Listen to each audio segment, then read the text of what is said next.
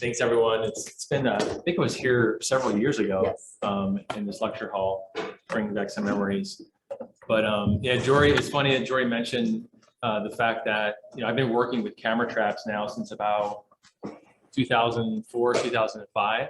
And we have come so far with the technology. It's crazy.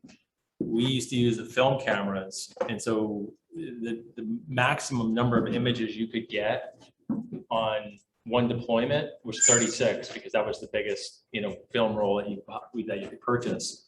And I can remember going to, getting the film developed and going to looking through the photos right there at the photo store, and being so disappointed sometimes when you just had a branch move for all 36 photos, and it cost you $10, $12, $15 to get it developed.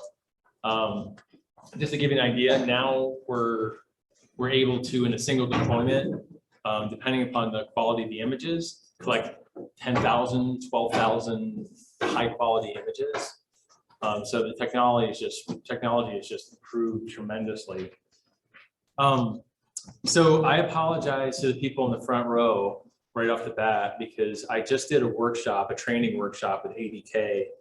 And so one of the things I'll talk about it today is the lure that we use is like a skunk-based lure, and it's very, very potent. And we found different ways to manage that and to make it as user-friendly as possible. But still, you get a little bit of residual. So that I just want to tell you, it's not my body odor. It's actually skunk. So if you're getting a little whiff of skunk, yeah, that's me.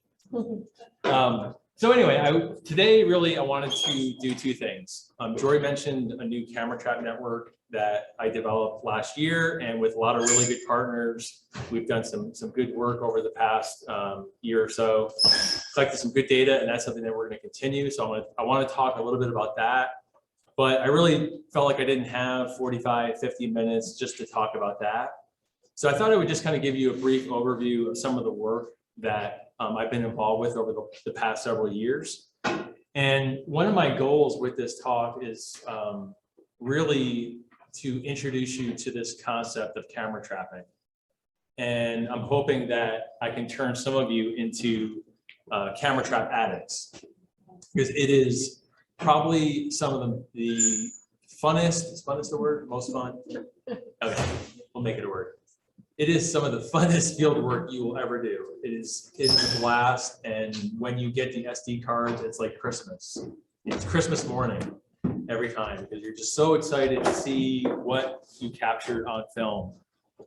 Now, you can sort of cheat and bring something out in the field to look at those images, but many times you have to wait till you get back to the office. The flip side of that is that there can also be great disappointment when you get back to the office, and like I mentioned before, you realize that you have 1,000 images of a tree limb doing this, in front of your camera. So it does work. It does work both ways. But it really, camera traps really give a lot of insight into not only species occurrence, but also a lot of behaviors. And the more that scientists deploy camera traps, they just continue to broaden the scope of the types of questions that they're able to ask with this technology.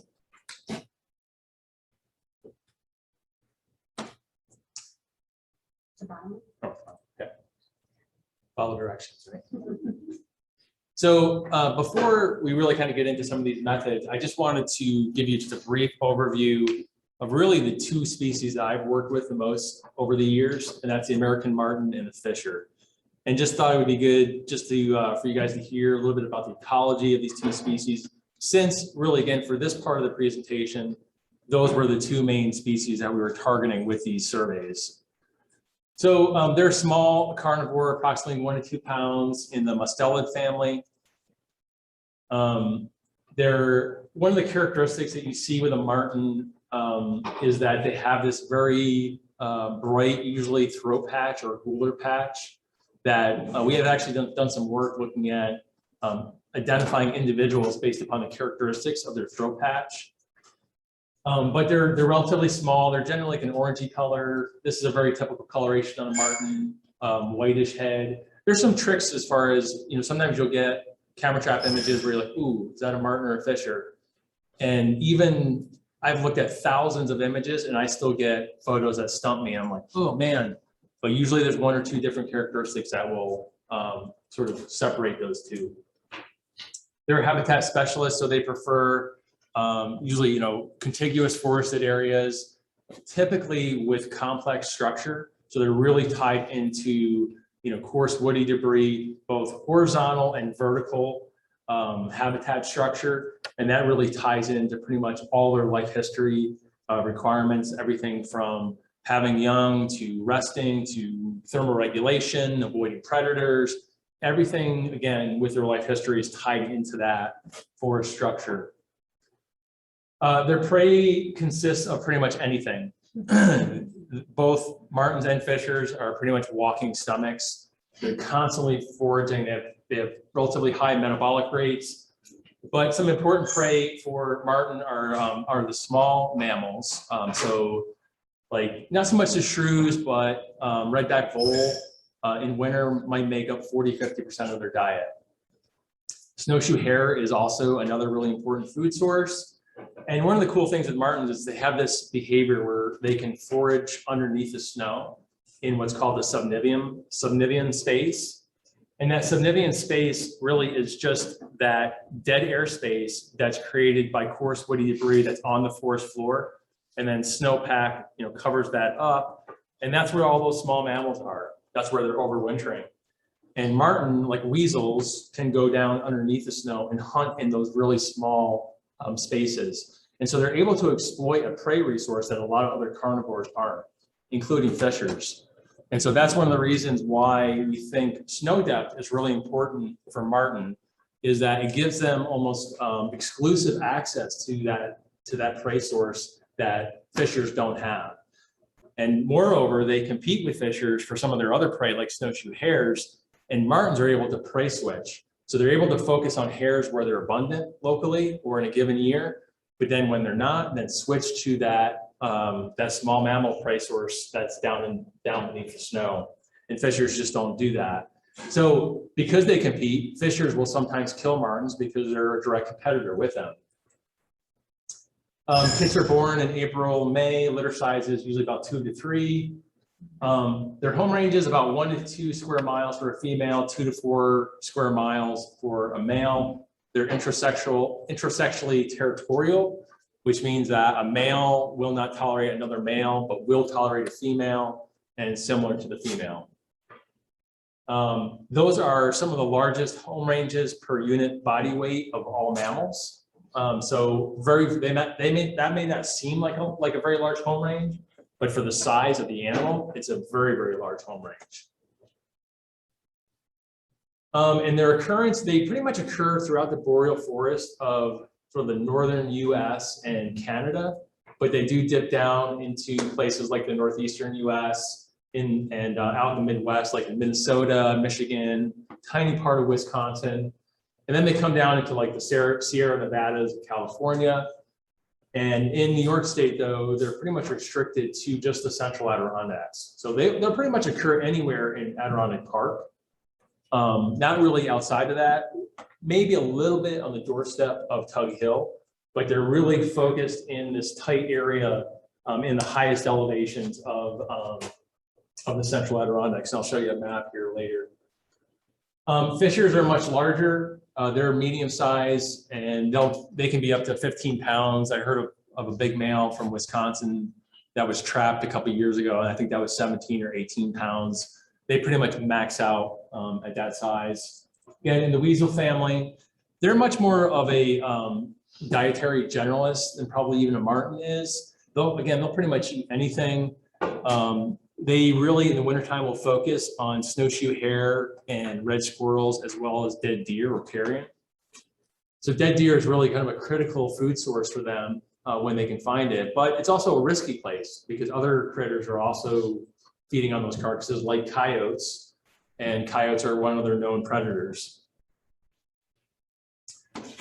Again, they really can't exploit that subnivean zone. A very high dietary overlap with coyotes, especially in the winter. Kits are born primarily mid-March to early April, and litter size is very similar to marten, 2 or 3. And we're working with ESF on a research project right now, looking at estimating kit production and survival, as well as adult survival of fishers in the Adirondacks. Excuse me. And they have large home ranges as well, about 6 square miles for a female and up to 15 square miles for a male. They're also territorial, probably not as territorial though as what marten are. And even males, what we've seen here in New York and elsewhere is that especially during the breeding season, they will they sort of lose that territoriality and really go in really long forays looking for females. And as you would expect, you know, they're sympatric with martens in the central Adirondacks, although if you look at relative densities, martens are much more abundant than fishers again, in that central part of the Adirondacks, which this is kind of like right on the edge where we are now, sort of on the edge of sort of the core marten range in the state. And then again, a few predators, you get coyotes, bobcats, and eagles. Eagles primarily, you know, if you get a marten or a fisher that's like on the edge of a lake, and maybe they're feeding on a dead deer, that's another risky place for you know, one of these critters to be, because then you can have things like, you know, great horned owls or bald eagles coming in, and definitely they're a big predator of fishers. Bald eagles are out in the state of Minnesota. We haven't really seen that so much here. And fishers and martens are trapped in New York. That trapping season is highly regulated. There currently is no bag limit on fishers, and instead we control the harvest more by the season length. So we reduce the season length to 30 days, which is coincident with the marten trapping season. And with martens, though, we do have a 6-animal bag limit. And so this is a good segue, because really what we attempt to do as an agency, what the goal always is to base our management on science. And really everything that I'm going to share with you today is research with the thinking in mind of improving our management, ensuring that we're sustainably harvesting these species. They do occur at low density, so it is important to understand, you know, both the absolute population abundance and their distribution and the harvest pressure, and really to use all that information and integrate all that information to come up with reasonable harvest strategies that ensure their long-term conservation. And that's, you know, especially important when you're talking about a species like a marten that in New York has a restricted distribution. They already occur at low densities. And what we've learned through some of our work here in New York is that both marten and fisher, they respond very strongly to cycles in food abundance. And so when food abundance is low and prey populations are low, they become very vulnerable to trapping harvest. And then the opposite happens when there's a lot of food, a lot of prey, their harvest vulnerability declines, and they become very, very hard for trappers to catch. And we've seen that in our own live trapping data as well. So we over the years have learned a tremendous amount about our fisher population, about our marten population, that's helping us to manage the harvest of these species. So that's really what I'm going to talk about today. And you know, the problem is, though, with a lot of these species, including marten and fisher, it is difficult to estimate population state variables for a species that occurs at low densities. So that's one of the challenges that we face as an agency, is we realize that these data are really, really important, but it's really, really hard to collect them sometimes. And we've been fortunate in New York that we've had a lot of support from our agency and from our administration to do this work to support these regulated trapping seasons. And to give you an idea, we've been using camera trap surveys and other types of surveys since about 2013. And we'll be wrapping up a project out in central and western New York this end of this winter in 2022. So I'm going to share some of this work. And let me just go back, if you're wondering, those are fisher pelts in the upper right-hand corner, and those are what are called pelt seals. So when a trapper harvests either a marten or a fisher, they have to bring it into the office. Sometimes we collect data from them. Sometimes they are required to submit the animal carcass, and we're able to get a lot of biological data from that. Age, sex, we can get genetic data, stomach, if we want to look at diet. But we also put on this plastic seal, and that plastic seal allows them to then sell or export their fur. And there's some other species that we have to do that with, like river otter, bobcat. River otter and bobcat are covered under federal regulations as well through what's called CITES.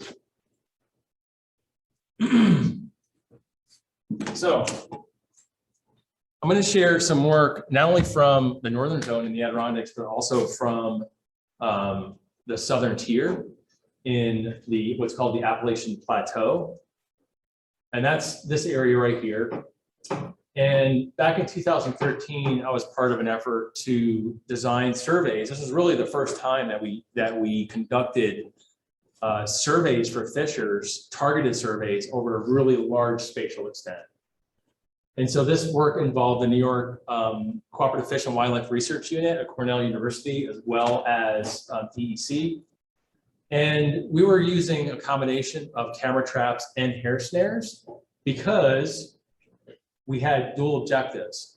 First, we wanted to estimate occupancy, but we also wanted to look at abundance. And so scientists have been working on trying to relate occupancy to abundance. But at this time, really, we were at the point where we needed to collect additional data to estimate abundance. And so to estimate abundance, in most cases, you need to identify individuals. And so you can do that one of two ways. You can do it invasively and mark the animal, tag the animal, and then recapture them. So that would be like a sort of a traditional capture, mark, recapture experiment. Or you can do it non-invasively by collecting genetic material, identifying that animal, and then recapturing it when you collect additional hair samples at subsequent time periods. So there's a couple different ways that you can do it. In this case, what we were doing is we're using hair snares. So we're genetically identifying individuals and then recapturing them at subsequent periods. And then we were also interested in some of the co-occurrence dynamics, which is still ongoing work right now, looking at how fishers compete with and partition space with coyotes and bobcats and fox. And so this shows you, does this have a pointer on it? Or no, it does. Middle one.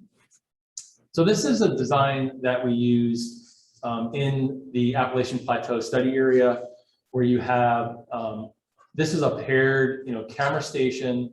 This is a big chunk of beaver meat. Usually we would use either beaver, venison. Up here, sometimes we will use moose. But a big package of meat in a chicken wire sort of envelope, if you will. And then surrounding that bait package are these gun brushes. And so they're in these arrays of 3. This is like a coroplast material, and then the gun brush just goes through it. And as the fisher comes up the tree, as you can see here, it will rub against these gun brushes. These are 30 caliber gun brushes, and snag hair. And then we can go out on a frequent basis and collect those hair samples. It's a very laborious process, but the camera trap helps too, because it helps us to confirm what species were actually there.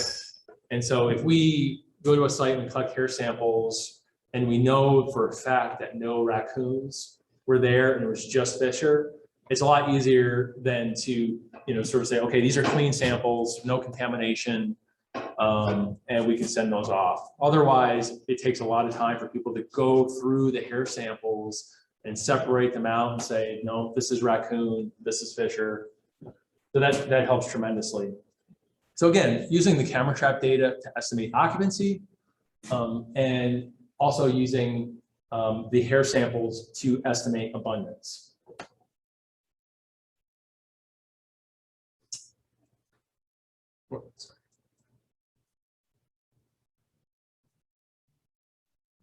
So our first round of surveys was 2013 to 2015.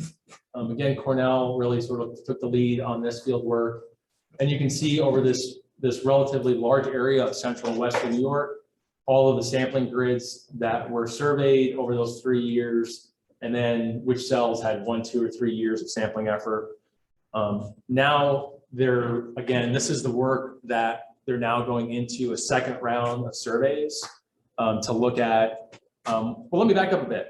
What we use this data for is we really had no good solid data on Fisher distribution in central and western New York. And there were a lot of just anecdotal reports of people saying, yeah, there's a lot of Fisher here. And some trappers saying, hey, why don't you open the Fisher season out in central and western New York? At this time, no trapping season. So in a nutshell, we use these data to document Fisher distribution, and we're able to compare it to some areas that were already open to trapping in the northern zone. And so, for example, these areas up here that were surveyed, this was already open to Fisher trapping. So we're able to sort of take what we knew about Fisher occupancy here and then look at, okay, what's Fisher occupancy like in this region? And we didn't really do like I would say a strict quantitative approach, but we made some comparisons to say, okay, our occupancy rates are similar in the southern tier. We still don't know exactly what occupancy is telling us about abundance, but given the survey work that we've done, we feel that the spatial extent of this population and what we're seeing would allow for a limited harvest. And so we were able to open up this big area to trapping, but very, very conservative. We said, okay, if we're gonna start a trapping season here, we need to be conservative. So I think the first season that we opened up was maybe 5 days long. So we were able to sort of use some other harvest metrics that we collected from the trapping area to estimate what's our expected harvest for a 5-day window. And given what we know about the population, what is an estimated harvest rate using that estimate? So just to give you an idea of how we're using these data in real world management. And this just shows you kind of what we found as far as the distribution. So the red is where we actually detected Fishers, and yellow is where we didn't. And then over those 3 years, and then you can see 2 different estimates here. Naive occupancy is simply a proportion. So for example, if we look at this right here for 2013, this would say that out of 100 sites, we detected 65 of those sites, we detected Fisher. So that's what's called the naive occupancy. However, what we know is that there were likely sites that Fishers were present, but we didn't detect them. And so occupancy models allow you to estimate what's called detection probability and then adjust your occupancy based upon your detection probability. So what you see here is the true occupancy, which is adjusted by that detection probability. And so if you were just to use naive occupancy alone as a metric, you might falsely conclude that, oh, wow, look at our population is declining because we're seeing fewer Fishers on the landscape. What was actually happening here was that the probability of detection was changing, and the true occupancy really wasn't changing a whole lot. So the population was pretty stable.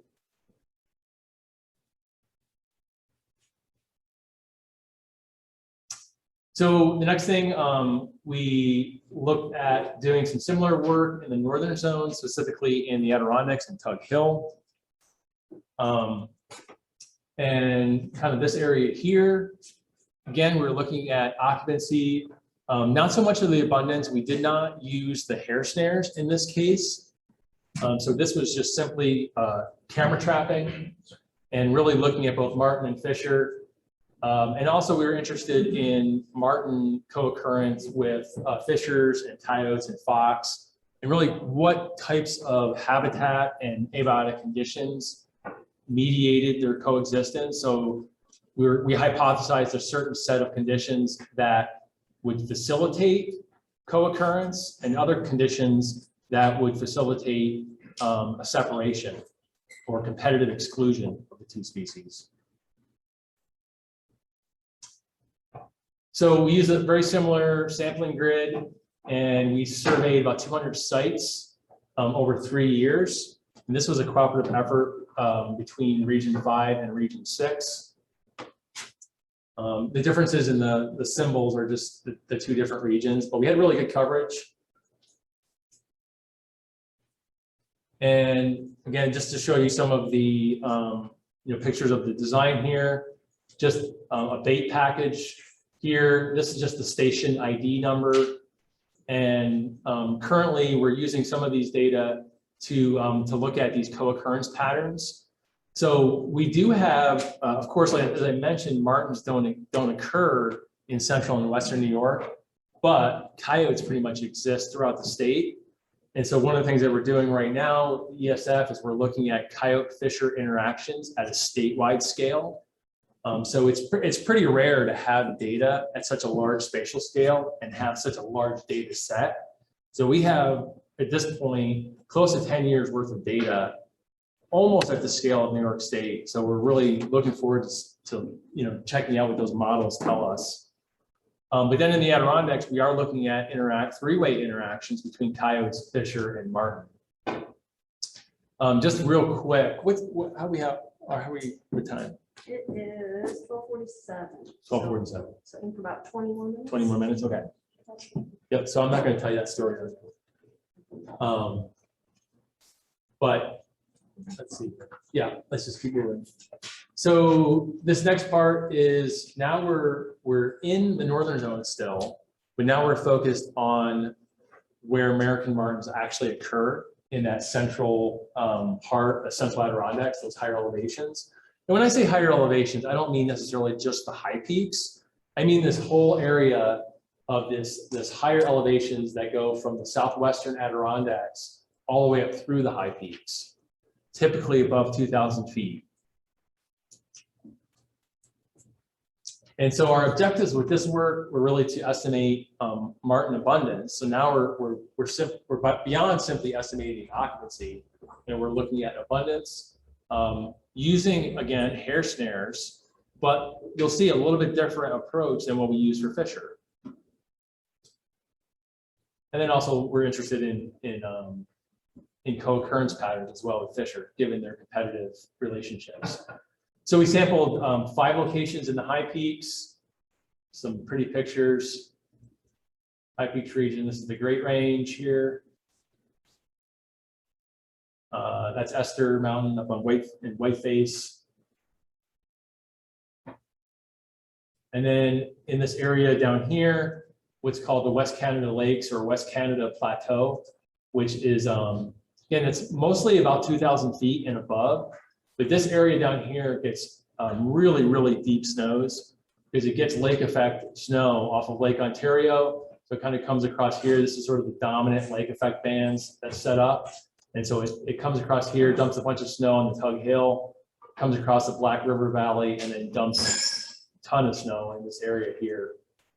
So even though it's not, you don't have the elevations like you do in the high peaks, you probably have just as much snow, if not greater in some areas. And this is typical of what that West Canada Plateau looks like. It's primarily mature hardwoods, but mature conifer forest mixed in, sort of small patches, and then certainly around lakes and wetlands. So again, we use a paired camera trap hair snare approach. And this is, let me go back here for a second. You can just kind of make it out here. This is a coroplast cubby, and it's triangular. And so when you're looking up through the middle of it, what you're seeing is this is the direction that the animal would be coming. It would go by these 2 gun brushes. Hair would get snagged. And then this is at the very top, and this is a bait hopper. So this is where from the top, we would put beaver or venison or moose in here, and then come back, every 4 or 5 days to a week, and then open up that hopper, put more meat in, collect hair samples, collect the SD cards. So a little bit different approach than what I showed you for the fisher, but same idea. Sample units were much closer. We used this triangular approach where we had hair camera stations at each of the vertices of that triangular sample unit. You see down here. And then we tried to use trails, to our advantage, where we tried to put those vertices, at least 2, preferably 3, on the trail. And so we're using data, and we're actually, what we did was we pooled all the hair samples and the live trapping data, I'll show you here in a minute, into one estimate to estimate population density. Again, using a catch mark recapture sort of experiment, but we also incorporated some spatial dynamics of how they're moving on the landscape to inform that. And just here's some pretty pictures of marten. This looks like a big male here. But they do get really blonde. You can see this one has a really blonde tail, light tail, and their faces are very light too, that's not typical for Fisher. So that's one of the things that you can use to distinguish the two. This is, these were 2 of my technicians. This is now Tim Watson, he's one of my biologists, looking for hair samples on a gun brush. I think that's actually just a pose photo, if I'm honest. And then we would actually get hair samples from Fishers too at these sites, but they would tear these stations up. They would rip through them. They would just shove their bodies up into it and pretty much explode those stubbies. And then just lastly, some live trapping, 3-week sampling period. Those triangular sampling units that I showed you, not only did we have a survey period where we had the hair snares and the cameras, but also we then followed up several weeks after that and did live trapping. And that was really informative. That was critical because, as it turned out, we had a little bit of an issue with collecting hair samples. And I think it had to do with the cubby design and the fact that those gun brushes did not sit super tight in there. And so when the animal went up inside, sometimes that gun brush would just kind of like flop down. And thankfully, we decided to follow this workup with live trapping because our hair samples just wouldn't get us to the point where we could estimate population abundance with any confidence. But the live trapping worked excellent for that. And so you just ear tag them, and then to trap them, ear tag them, release them, and then recatch them at a later point. So we use this this handling cone to get the marten from inside the trap to outside the trap, in case you're wondering. Collect some morphometric data, sex it, weigh it, ear tag it. This is one of my technicians weighing the marten and then releasing it. So what all this slide says is that we're using these data to inform our management plan. We're writing a management plan for marten right now, and we're going to be updating our Fisher plan in, I think, about 5 years or so. So a lot of these data are going directly into developing management strategies. In the case of abundance, we're really looking at, for marten, we're looking at, is our bag limit where it should be, or are there opportunities to increase it? Or maybe should we decrease it? And so these data looking at not only abundance, but how abundance changes spatially, depending on where you are, is really, really helpful. And then we have a bunch of ongoing research right now, mainly looking into these co-occurrence dynamics that I shared with you. So a ton of people. So thanks to all these people. And this work was funded through the Federal Aid and Wildlife Restoration Program, or Pittman Robertson funds. You guys, I'm sure, are aware of that. And now I'm going to talk about the new camera trap network that we developed last year. We're using a lot of the same methods. We're not using anything with hair snare, so this is just for looking at occupancy. The one thing I will say is that what we found through this protocol that we're using is that not only do some of the methods work really well for some of these carnivores, but also for some of the herbivores like moose and snowshoe hare and deer. I don't know why that is, other than perhaps it's just a novel scent that these animals want to investigate. But my colleague, who is a postdoc now at the University of Vermont, developed these protocols through about 6 years of research for his doctoral work. And he found that using this protocol, he can achieve very high detection probabilities over the course of the 30-week sampling period.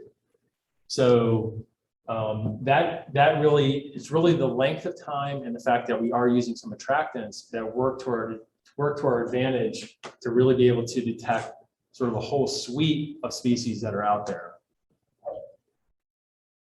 So this AIM network really is a collaboration among a lot of different partners, and you'll see some of that here in a minute. But some of our basic goals include just basic inventory. There's a lot of areas of the northern part of the state, and especially in the Adirondacks, where we almost have no data whatsoever. And so we're getting folks into those remote areas, into those backcountry areas, but also in the front country. We're looking at places like hamlets and villages, and that makes sense because that's what Adirondack Park is, right? It's wild areas and it's places where humans live. So inventory, we want to monitor a number of these species, especially some focal species that may be most sensitive to climate change.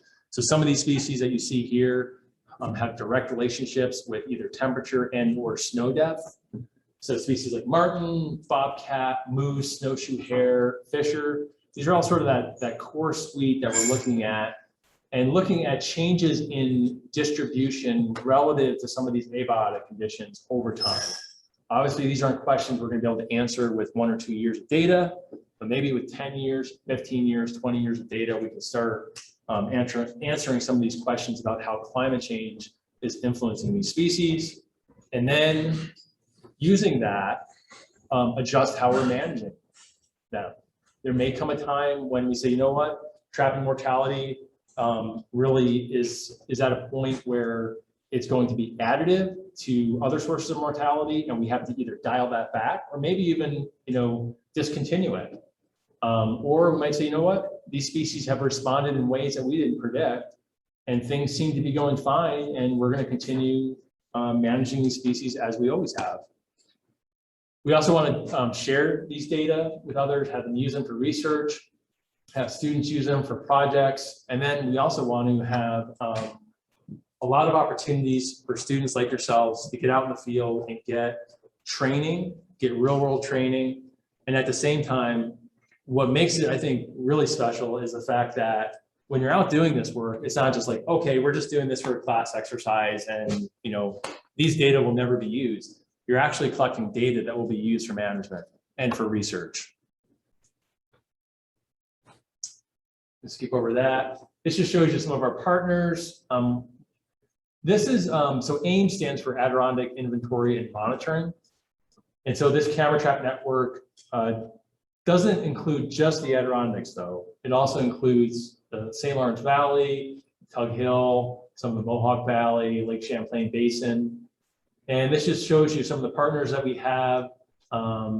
Shout out to this place up here. But we've got pretty good coverage. And the network just continues to expand over time. And really what the model is that we have faculty and teachers and other staff that sort of become the local coordinator and then help with training and getting equipment into the hands of students and other folks. As I mentioned, I was just at a training with ADK staff, Summit stewards, and they're going to be putting some cameras up for the project here this season. We have a steering committee that we formed. That's kind of boring stuff, but just to let you know, we do have some coordination. And this just shows you some of the partners. We have universities, environmental organizations. We added this new project. This is my collaborator, Jill Walker. Awesome woman. She works with Jory too. If you have a chance, to meet her, she's a really, really cool individual and is doing a lot of cutting edge work at Northwood School in Lake Placid. And so she's coordinating all the high schools and gathering high school teachers and getting high school students involved. And they're not going to do anything differently than what college students are doing. And so I'm hoping at some point to be able to have some kind of symposium where we have college students and high school students coming together to present their work in this network.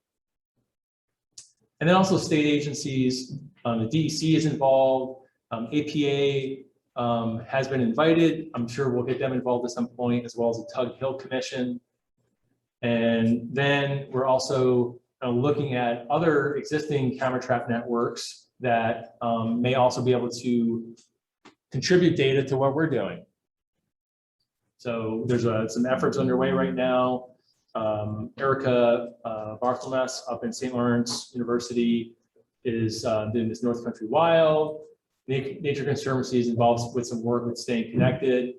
And then there's some other projects that the DEC is involved with that we're hoping that we can, hey, you know, let's all join forces. Let's pool our data and be able to use it to ask some interesting questions about what these animals are doing. And then how are we doing on time? We're powered out. So Burn out. minutes, Okay. yeah. All right. So just real quick, I'm going to show you some cool photos and land this plane. But this is real simple. We have camera. We have this snow stake. We have a visual attractant, which is a turkey feather. And then you can barely see it here, but this is a skunk lure canister. So we have both a visual and an olfactory attractant. And then this right back here is a mount for an eye button, which is collecting temperature data. Because what we found is that these cameras don't do a good job of collecting temperature data. And so this snow stake really is like a weather station and attractant all in one. Now I'm just going to close with some cool photos that we got last field season. This was at Shingle Shanty. And the biologist that was working on this, I think, got like 30 or 40 individual photos of moose. Almost look like they're posing. This was a professor from the Ranger School in Wanakina. There's actually 3 cubs here. I don't know if you saw the one back here. And I'm sure Mama Bear tore that stake down after this photo was taken. This was Jill Walker, that teacher at Northwood. This was one of her students. Got this in Lake Placid, Coyote, as well as this spot.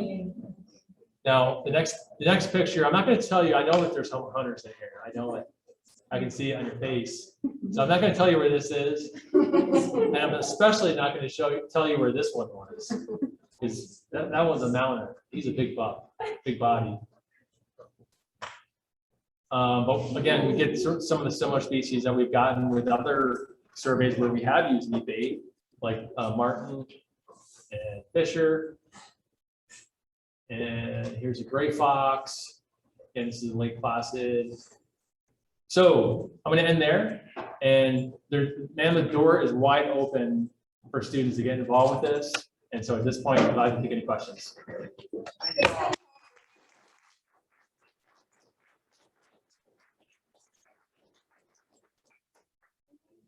Next class, we're running time. We probably have time for just a couple questions if you want. If you're interested in becoming involved, just send me an email. We have a core group of students set to go for the season, but this is a long-term project, especially if you're a freshman. You get involved with this for years.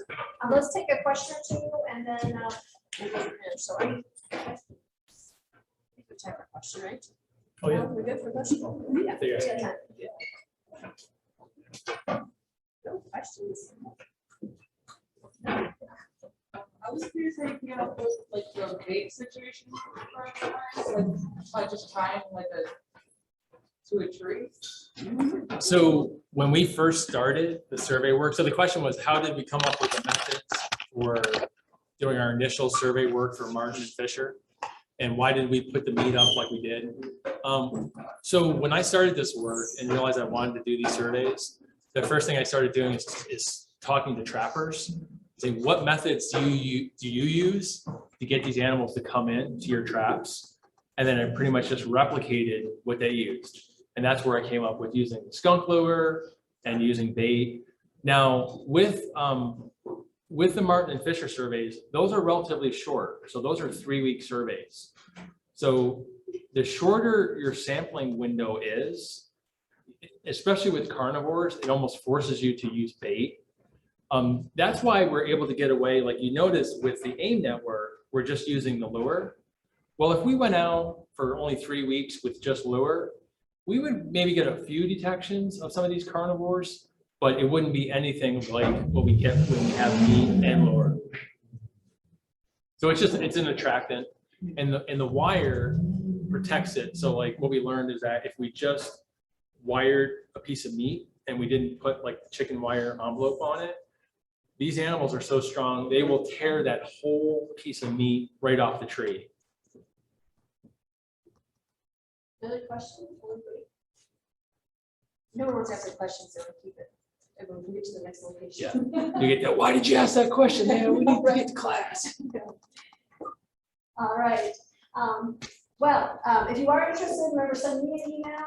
So we have a full field crew for this year, it looks like, but there's potential maybe for a couple more if you're truly interested to do it this year. Otherwise, let me know. We'll be in contact for future calls. Thank you so much.